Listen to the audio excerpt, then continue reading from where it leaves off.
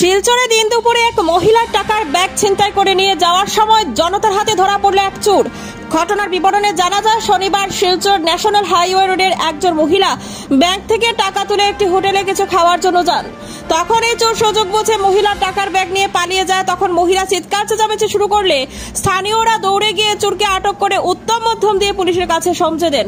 ধৃত চোর স্বীকার করছে সে চুরি করেছে। স্থানীয়রা জানান, ধৃত চোরকে যেন দৃষ্টান্তমূলক শাস্তি দেওয়া হয়, কারণ তাদের কারণে গত কিছুদিন থেকে শহরে ঘন ঘন চুরি এবং ছিনতাইয়ের ঘটনা সংঘটিত হচ্ছে।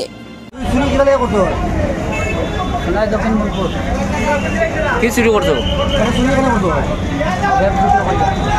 কেন চুরি করছো? চুরি কেন করলাই?